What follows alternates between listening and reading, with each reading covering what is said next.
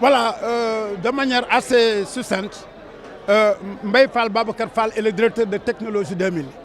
Il a acquis 9 hectares puis 4 entre les mains de la famille Ndiobène de Yeumbeul. D'abord en 2001 auprès du notaire Boubacar Seck, 9 hectares, c'est le titre 99-52. Ensuite, les 4 hectares représentant le titre 10 182 auprès de Patricia Leyki Diop, notaire. Ça fait au total 13 hectares. Voilà.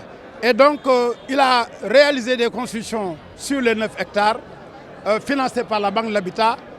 Et avant qu'il n'entame les 4 hectares, il y a des prédateurs qui sont venus et qui ont formulé des soi-disant procurations pour véritablement pêcher ces victimes en leur vendant des terrains à vil prix, 2 millions, 3 millions, 4 millions, etc. Ces derniers, quand ils ont reçu la sommation de la DSCOS venant du préfet, sur instruction du préfet, certains ont commencé à construire la nuit ou pendant les jours de fête. Donc c'est ça qui a abouti aux instructions reçues par DSCOS pour détruire. Donc c'est l'État qui a détruit parce que DSCOS c'est un démembrement de l'État. Par conséquent, l'autorité préfectorale a donné ordre à DSCOS pour détruire.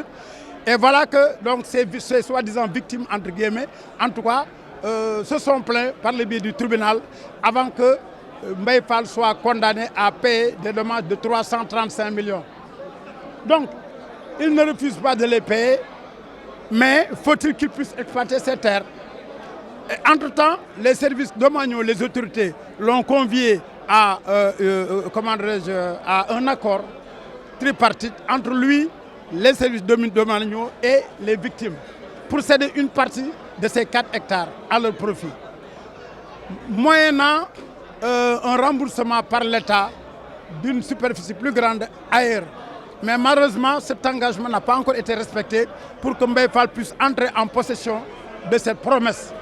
Et entre-temps, les autorités au plus haut niveau des services domaniaux établissent des baux déjà sur la partie, sur l'assiette. Voyez-vous, comment ces derniers puissent-ils bénéficier déjà de bails signés par les responsables, les autorités des impôts et domaines, sans que le propriétaire lui-même ne puisse disposer de ces terres. Voyez-vous, chaque fois qu'il commence les travaux, il est empêché par d'autres. Il a à chaque fois reculé pour éviter un bain de sang. Voilà en réalité le problème.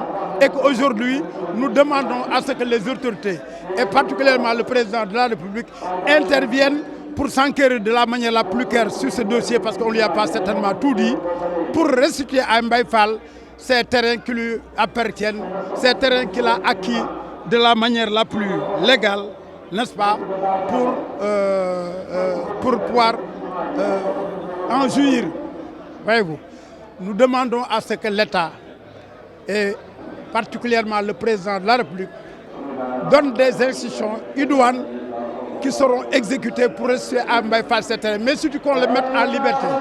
Il n'est pas un escroc foncier, les terrains lui appartiennent.